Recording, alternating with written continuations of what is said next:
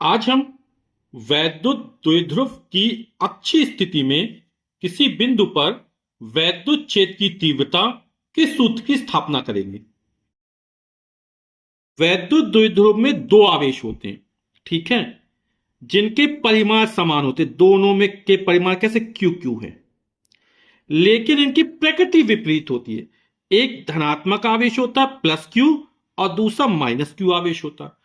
और ये जो दोनों आवेश हैं, इनके बीच की जो दूरी होती है वो बहुत अल्प होती, बहुत कम होती है। तो ये जो अल्प दूरी है इसको हम कितना माने, 2L मान लेंगे। तो माना कि एक वैद्युत द्विध्रुव ए बी है, ठीक है। तो ये बिंदु ए बी एक वैद्युत द्विध्रुव हो गया। माइनस क्यू और प्लस क्यू कूलाम के आवेशों से मिलकर बना है, जिनके बीच की अल्प दूरी, इनके बीच की अल्प दूरी जो है बहुत कम दूरी है, वो 2L है, ठीक है। अब क्या है, द्विध्रुव के मध्य बिंदु से, मध्य बिंदु यानी यहां से स्मॉल आर मीटर की दूरी पर इसकी अक्ष स्थिति में आवेशों को मिलाने वाली रेखा के या इस तरफ या इस तरफ, ठीक है। तो अपन इस तरफ मान लेते हैं अक्ष स्थिति में। तो यहां पर एक बिंदु P स्थित है और इस बिंदु P पर हमको वैद्युत क्षेत्र की तीव्रता ज्ञात करनी है। तो ये मध्य बिंदु से कितनी दूरी पर है, स्मॉल r दूरी पर है, यानी यहां से जो इसकी दूरी है वो स्मॉल r मीटर है। हमें वैद्युत क्षेत्र की तीव्रता ज्ञात करनी है। वैद्युत क्षेत्र की तीव्रता क्या होती है, सदिश राशि होती है, ठीक है। तो इसमें दिशा का बड़ा महत्व है। अब हमें वैद्युत क्षेत्र तीव्रता ज्ञात करनी है ना। अब ये वैद्युत द्विध्रुव है ना। तो वैद्युत द्विध्रुव के प्लस क्यू आवेश के कारण बिंदु P पर वैद्युत क्षेत्र की तीव्रता कितनी होती है, पहले इसको निकाल लेते हैं, फिर माइनस क्यू आवेश के कारण निकाल लेंगे, ठीक है। द्विध्रुव के आवेश प्लस क्यू के कारण वैद्युत क्षेत्र की तीव्रता, वैद्युत क्षेत्र तीव्रता के सदिश राशि है, इसमें दिशा का बड़ा महत्व है ना। तो धनावेश है और वैद्युत क्षेत्र तीव्रता धनावेश के कारण क्या होती है, धनावेश से दूर होती है ना। जैसे हमें बी के कारण पी पर वैद्युत क्षेत्र तीव्रता निकालनी है, तो दिशा या तो इसी रेखा में या तो इस तरफ होगी या इस तरफ होगी, है ना। दो दिशाएं हो सकती हैं, या तो इस तरफ होगी इस दिशा में या इस दिशा में होगी, ठीक है, इसी अक्ष के अंदिश। तो धनावेश के कारण क्या होती है, धनावेश से दूर होती है, यानी बाहर की तरफ होती है। तो ये जो वैद्युत क्षेत्र इस दिशा में हो जाएगी, ठीक। तो हमने प्लस क्यू के आवेश का वैद्युत क्षेत्र तीव्रता E1 मान लेते हैं। कितनी मान लेते हैं, E1। तो ये कहां हो जाएगी, बाहर की तरफ हो जाएगी, धनावेश से दूर हो जाएगी। तो वैद्युत क्षेत्र तीव्रता E1 बराबर कितना हो जाएगा, सूत्र होता है 1/4πε0 Q/r²। आवेश का परिमाण तो Q हो गया, है ना। दूरी R है, तो यहां पर दूरी क्या हो जाएगी, B से P तक की दूरी हो जाएगी यहां पर, है ना। तो BP दूरी का वर्ग होता है, BP का स्क्वायर हो जाएगा ये। और दिशा क्या हो जाएगा, P B से P की ओर, इस दिशा में है ना, B से P की ओर ये दिशा हो जाएगी, धनावेश से दूर, बाहर की तरफ, ठीक है। अब देखो यहां पर ये मध्य बिंदु लिया था, ये मध्य बिंदु से स्मॉल r दूरी है। द्विध्रुव के जो प्लस क्यू और माइनस क्यू आवेश, इनके बीच की दूरी बहुत कम होती है, और कितनी है, 2L है। तो जब हमने इसको मध्य बिंदु माना, तो यहां से यहां तक की दूरी कितनी हो जाएगी, स्मॉल l हो जाएगी, ये भी स्मॉल l हो जाएगी ना। 2L है तो LL हो जाएगी। अब ये दूरी L है, स्मॉल l, है ना, और ये पूरी दूरी यानी यहां से यहां तक की दूरी स्मॉल r है। यदि इस पूरी दूरी में से ये वाली दूरी घटा दी जाए तो ये दूरी बची रहेगी, यानी B से P तक की जो दूरी होगी वो कितनी हो जाएगी, R-L हो जाएगी। इस पूरी दूरी में से स्मॉल l दूरी घटा दोगे तो ये वाली दूरी बची रहेगी, ठीक है ना। तो कितना हो जाएगा, 1/4πε0 आवेश Q ही है, और बीच की जो दूरी हो जाएगी R-L। वर्ग था, वर्ग चढ़ा दिया, और दिशा हमारी रहेगी B से P की तरफ, ठीक। तो ये हमने E1 का मान निकाल लिया, इसको मान लेते समीकरण नंबर 1। अब ये जो माइनस क्यू आवेश है बिंदु ए पर स्थित है, इसके कारण बिंदु पी पर वैद्युत क्षेत्र की तीव्रता कितनी है इसको भी निकाल लेते हैं। तो वैद्युत द्विध्रुव के आवेश माइनस क्यू के कारण, इस वाले आवेश के कारण वैद्युत क्षेत्र की तीव्रता पी पर कितनी हो जाएगी। तो सूत्र हमारा पूरा यही रहेगा, दूरी बदल जाएगी। पहले बी से पी तक की दूरी था, अब ए से पी तक की दूरी है, क्योंकि आवेश कहां स्थित है, बिंदु ए पर स्थित है माइनस क्यू आवेश। तो सूत्र क्या हो जाएगा, E2 बराबर हो जाएगा हमारा, सूत्र वही रहेगा 1/4πε0 Q by R square. R क्या है, दूरी, तो यहां पे दूरी हो जाएगी ए से पी तक की दूरी। ये माइनस क्यू आवेश है ना, वैद्युत क्षेत्र की तीव्रता जो है वो सदिश राशि है ना, तो प्लस क्यू आवेश या माइनस क्यू आवेश से दिशा पर फर्क पड़ता है। ऋण आवेश है, जो दिशा होगी वो ऋण आवेश की ओर होगी, ठीक है। अब इसी अक्ष में होगी, बिंदु पी पर याद करनी है तो इस तरफ होगी या इस तरफ होगी, तो ऋण आवेश किस तरफ स्थित है, इस दिशा में स्थित है, तो वैद्युत क्षेत्र की तीव्रता इस दिशा में होगी, किसके, माइनस क्यू आवेश के। ये हो गया E2 का मान। समझ रहे आप लोग, जिस तरफ ऋण आवेश स्थित होता है वैद्युत क्षेत्र तीव्रता उसी दिशा में होगी, ऋण आवेश की ओर होगी, ठीक है। धनावेश के कारण धनावेश से दूर होती है, यानी बाहर की तरफ होगी, लेकिन ऋण आवेश जिस तरफ स्थित होता है वैद्युत क्षेत्र तीव्रता उसी दिशा में होती है, ठीक। तो यहां दिशा क्या हो जाएगी, पी से ए की ओर हो जाएगी या पी से बी की ओर, कोई भी मान सकते हैं आप। तो दिशा कहां हो गई, पी से ए की ओर हो गई। अब एपी का मान रख देते हैं, ये दूरी कितनी थी, स्मॉल एल है, और यहां से यहां तक की दूरी कितनी है, स्मॉल आर है।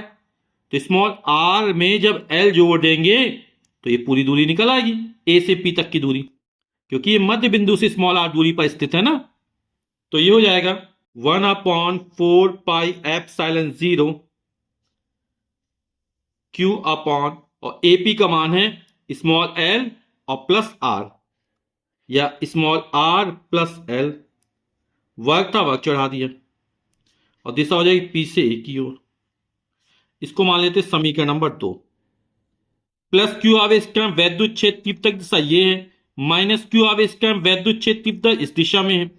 तो बिंदु पी पर परिणामी कितना निकलेगा, है ना। आपने रस्सी वाला खेल देखा है ना, कुछ बच्चे इस तरफ खींचेंगे, कुछ बच्चे इस तरफ खींचेंगे, तो रस्सी किस तरफ जाएगी, जिस तरफ ज्यादा ताकत लगेगी उसी तरफ रस्सी जाती ना। और कितने परिमाण से जाएगी, तो क्या अंतर करके घटा देते हैं। तो जब दो वेक्टर विपरीत दिशा में हो और परिणामी निकालना हो, तो जिसका परिमाण ज्यादा होता है उसमें से कम वाले को घटा देते हैं, तो दिशा पता चल जाती है। तो यहां पर समीकरण 1 और समीकरण 2, तो किसके वैद्युत क्षेत्र की तीव्रता का मान ज्यादा होगा, देखो 1/4πε दोनों में समान है, क्यू दोनों में समान है। अब इसमें बटे में है ना, तो जिसका मान कम होगा, यहां बटे में संख्या, तो उसका मान ज्यादा हो जाएगा। यहां आर माइनस एल है, आर में से कुछ घट रहा है, यहां आर प्लस एल है, यानी ये बटे में जो मान है वो ज्यादा है इसकी तुलना में, है ना, ठीक है। तो E1 का मान ज्यादा होगा E2 से। जैसे बटे में संख्या आप ले ले 1/2, 1/3, तो कौन बड़ा होता है, 1/2 बड़ा होता है ना, बटे की संख्या जब बढ़ जाती है। तो E1 का मान E2 से ज्यादा है, तो परिणामी क्या निकलेगा, E1 माइनस E2, ठीक है ना। तो अतः बिंदु P पर परिणामी वैद्युत क्षेत्र तीव्रता E, तो E बराबर हो जाएगा E1 माइनस E2, क्योंकि E1 का मान E2 से ज्यादा है। तो मान रख देते, E1 का मान ये रख देते हैं 1/4πε0 Q upon R minus L का होल ऑफ स्क्वायर ने पूरे का वर्ग, फिर minus 1/4πε0 Q upon R plus L का होल ऑफ स्क्वायर, ठीक। E1 और E2 के मान रख दिए। अब इसको हल कर लेते हैं। हमने यहां पर यह माना है कि जो आवेश हैं वो निर्वात में रखे हुए, है ना, यदि किसी माध्यम में रखे हो तो यहां पे कैपिटल के और आ जाएगा, है ना, माध्यम का परावैद्युतांक आ जाएगा, ठीक है ना। 1/4πε0 क्यू दोनों में शामिल, कॉमन निकाल लेते, तो क्यू अपॉन 4πε0 कॉमन निकाल लिया, तो यहां से बचेगा 1 स्मॉल आर माइनस एल का whole of square minus 1 small R plus L का whole of square. Q upon 4πε0। अब इन दोनों में इसका जो लासा निकलेगा, लघुत्तम समापवर्त यानी एलसीएम, वो कितना निकलेगा? स्मॉल r माइनस एल का whole of square into small r plus L का होल ऑफ स्क्वायर। अब इस पूरे का भाग इसमें देंगे तो ये कट जाएगा, ये बचा रहेगा, इसका अंश में गुणा कर देंगे तो हो जाएगा स्मॉल r प्लस एल का होल ऑफ स्क्वायर।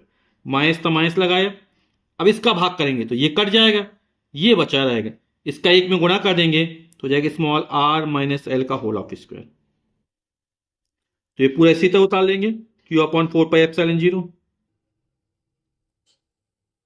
इसको a प्लस बी के होल स्क्वायर वाला सूत्र लगा देंगे, a प्लस बी का होल स्क्वायर वाली सर्व समीकरण। तो a स्क्वायर यानी r square plus B square यानी L square plus 2ab 2rl हो जाएगा।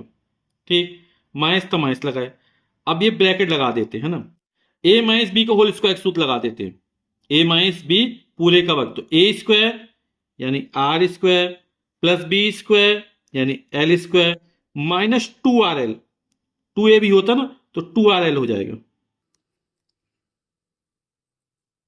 बटे में।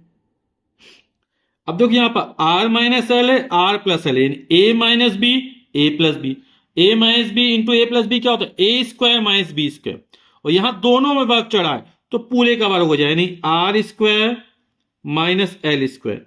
ए minus B A plus B का मान ये हो गया A square minus B square, और दोनों में वर्ग चढ़ाता तो इस पूरे का ये वर्ग हो जाएगा। ठीक, तो क्यू अपॉन 4πε0 ये पूरा इसी तरह उतार लेते हैं, r square plus L square plus 2rl। ठीक, फिर ब्रैकेट का माइनस चिन्ह है, अंदर के सारे जो चिन्ह वो बदल जाएंगे, ये प्लस का है तो माइनस का हो जाएगा, ये प्लस का है तो ये भी माइनस का हो जाएगा, ये माइनस का तो प्लस हो जाएगा, ये हो जाएगा r square minus L square का होल ऑफ स्क्वायर। तो अब कितना हो जाएगा? ये हो जाएगा q अपॉन 4πε0 इसी तरह आ जाएगा, plus R square minus R square ये घट जाएगा, plus L square minus L square ये भी घट जाएगा, प्लस 2rl और प्लस 2rl, तो दो में दो जो 4rl हो जाएगा, 4rl हो गया ये, upon R square minus L square का होल ऑफ स्क्वायर। इसको कैसे लिख सकते हैं? इसको लिख सकते हैं अपन लोग 1 अपॉन 4πε0, और इसको लिख सकते 2 लिखा, फिर इसको लिखा q into 2l into r upon R square minus L square का होल ऑफ स्क्वायर। ऐसा क्यों लिखा इसको?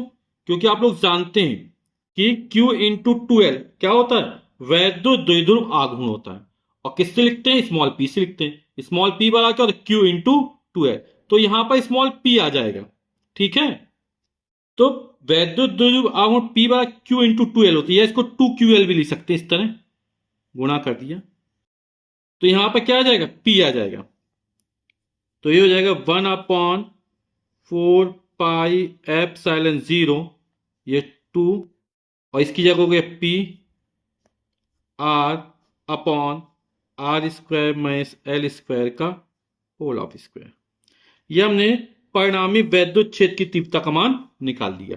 ठीक है, और यदि द्विध्रुव किसी माध्यम में रखे हो जिसका परावैद्युत कैपिटल के हो तो यहां हो जाएगा 1 अपॉन 4πε0 कैपिटल के 2pr upon R square minus L square का होल ऑफ स्क्वायर।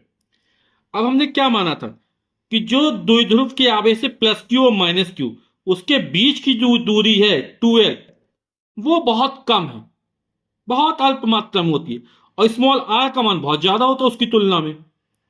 तो जब वर्ग करेंगे तो स्मॉल एल स्क्वायर का मान आर स्क्वायर की तुलना बहुत छोटा हो जाएगा, तो इसको नगण्य मान के इसको हटाने पर। ठीक है, तो चूंकि small L very very less than small R, small L का मान क्या? स्मॉल आर की तुलना बहुत कम है, तो इसका वर्ग करेंगे तो स्मॉल एल का जो वर्ग होगा वो आर स्क्वायर तो बहुत कम हो जाएगा। तो आर स्क्वायर में एल स्क्वायर घटाने पर कोई ज्यादा फर्क नहीं पड़ेगा, इसलिए एल स्क्वायर को नगण्य मानकर हटाने पर। तो क्या हो जाएगा, तो ये हो जाएगा ई बराबर 1/4πε0 2πr, और ये हट गया तो आर स्क्वायर, ऊपर घात 2 तो 2 दूनी 4, आर की घात 4 हो जाएगा। एक आर से एक आर कट जाएगा, तो ई बराबर हो जाएगा 1/4πε0 2p, एक आर से एक आर कट गया तो बचा r³। और यही हमारी अक्षीय स्थिति में किसी बिंदु पर वैद्युत क्षेत्र की तीव्रता का व्यंजक है या सूत्र है। और ये बहुत ही इंपॉर्टेंट है, जो बोर्ड परीक्षाओं में अक्सर पूछा जाता है। ई बराबर 1/4πε0 2p/r³।